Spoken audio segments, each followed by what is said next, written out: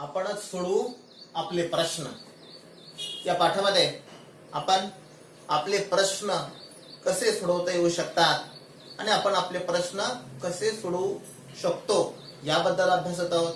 आपले प्रश्न म्हणजे काय, तर आपल्याला आपली कामं करत असताना किंवा आपल्याला दैनंदिन जीवन जगत असताना अनेक अडचणी येतात, समस्या येतात, अडथळे निर्माण होतात.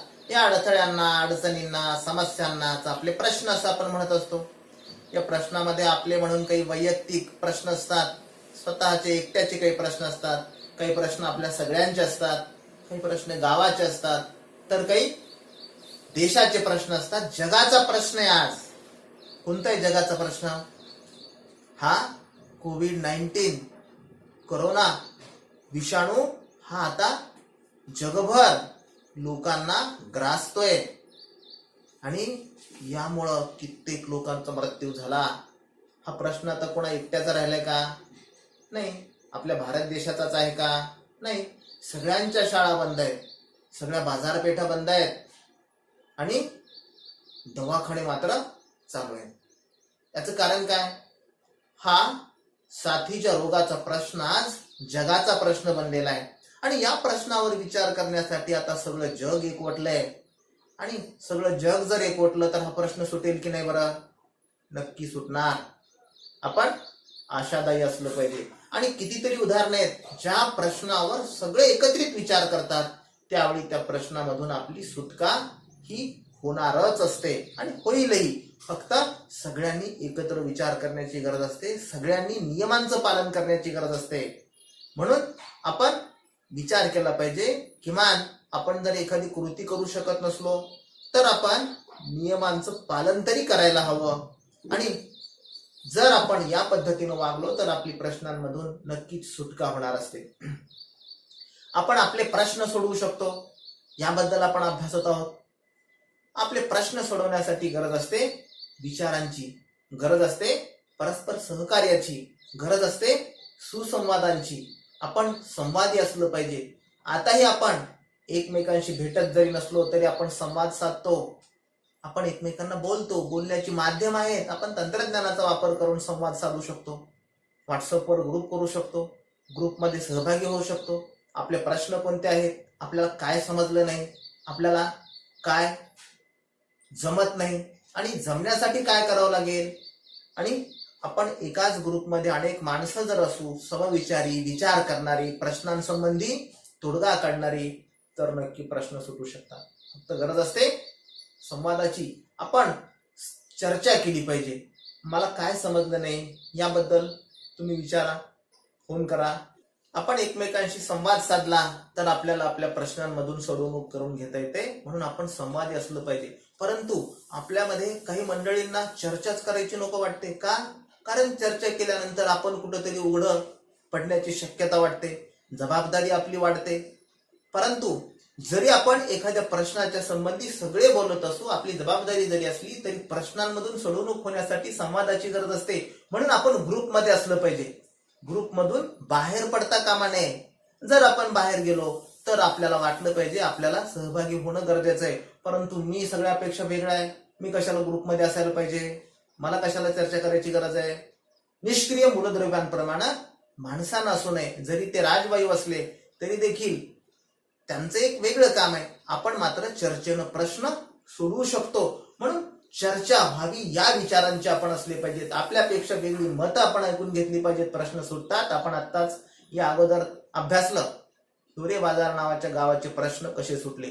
पोपट पवार नावचे सरपंच आज महाराष्ट्रभर नाही तर जगभर पोपट पवारांचं नाव सर्वांना ज्ञात आहे. अशा प्रकारे समस्यांचं निवारण करता येतं. गरज असते लोकांच्या सहभागाची, सगळ्यांनी एकत्रित विचार करण्याची. सगळ्यांनी एकत्रित विचार केल्यानंतर आपल्यामध्ये एकोपा वाढतो आणि आपले प्रश्न चुटकीसरशी सुटतात. गावामध्ये पिण्याच्या पाण्याचा प्रश्न होता, गावामध्ये जनावरांच्या चाऱ्याचा प्रश्न होता, गावामध्ये मुलांच्या शिक्षणाचा प्रश्न होता, गावामध्ये व्यसनाधीनता वाढली होती. गावचे कितीतरी प्रश्न होते. हिवरे बाजार 1972 नंतर असणारं गाव आणि 1989 नंतर असणारं गाव, या गावामध्ये झालेला कायापालट सर्वांच्या प्रयत्नांनी झाला. हे जर आपण विचारात घेतलं तर अशाच पद्धतीने आपण सुद्धा आपल्या गावचे प्रश्न सोडवू शकतो. आपण देखील आपल्या शाळेचे प्रश्न सोडवू शकतो, आपण सुद्धा आपले प्रश्न सोडवू शकतो. यासाठी गरज असते आपल्या सगळ्यांच्या सहभागाची. सगळ्यांनी सहभाग घेतला तर गावची स्वच्छता सुद्धा होऊ शकते. असंच एक उदाहरण आपल्या जवळच असलेला उस्मानाबाद जिल्हा. उस्मानाबाद जिल्ह्यामध्ये तुळजापूर तालुक्यात एक छोटस गाव आहे.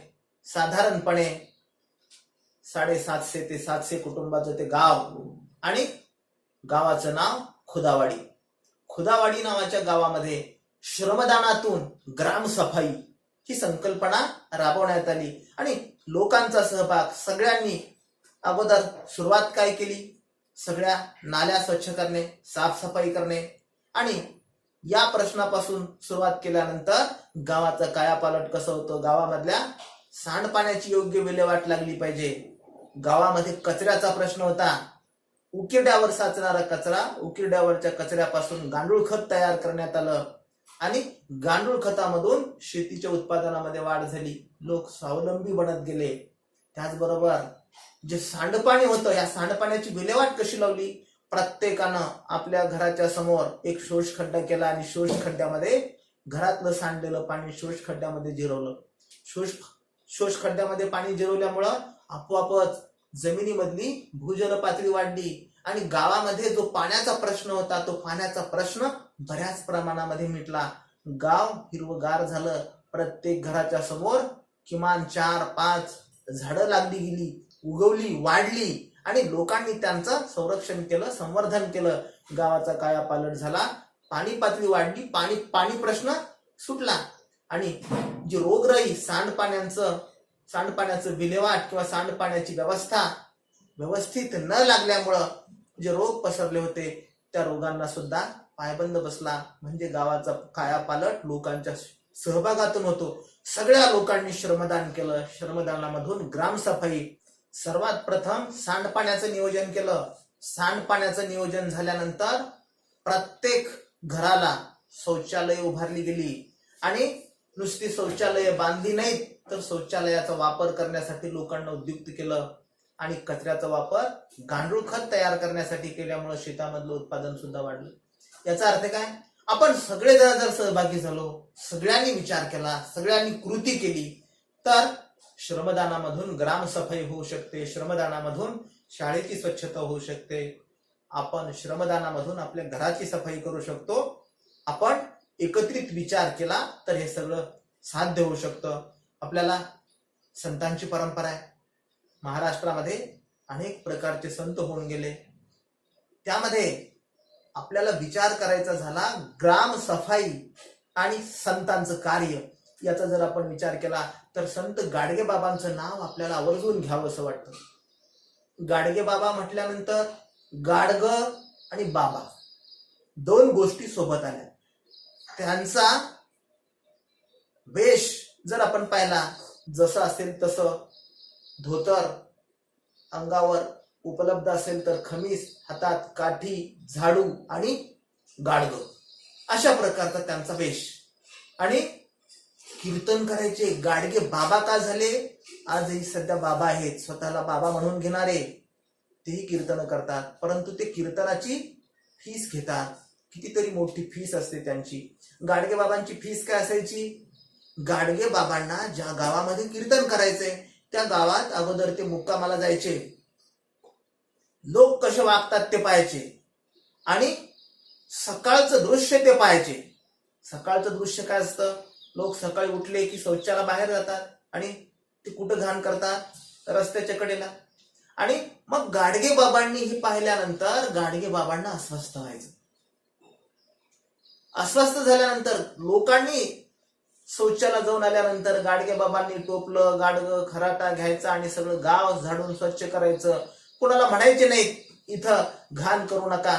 आणि त्यांनी केलेली विष्ठा टोपल्यात भरायची आणि गावाच्या बाहेर दूर खड्डा करून खड्ड्यात पडून टाकायची आणि नंतर गावामध्ये यायचं. आणि असंच कोणाला बोलायचं नाही. 1-2 दिवस जायचे. लोकांना वाटायचं हा माणूस दिसतो तर गबाळा आणि कोणाला बोलत नाही, रागवत नाही आणि भीकही मागायची नाही, भिक्षाही मागायची नाही. सोबत जे असेल ते खायचं आणि जे मिळेल त्याच्यावर आपली उपजीविका करायची. अशा प्रकारे 1-2 दिवस गेल्यानंतर गाडगे बाबा, लोक आपोआप गाडगे बाबांच्या जवळ यायचे. जवळ आले की गाडगे बाबा बोलते व्हायचे आणि यातून कीर्तनाला सुरुवात व्हायची.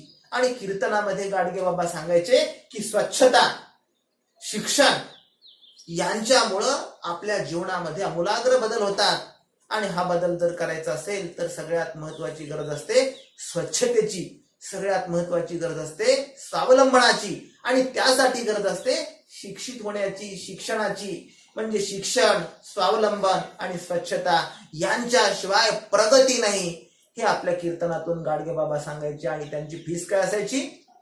त्यांची फीस म्हणजे गावची स्वच्छता करणे.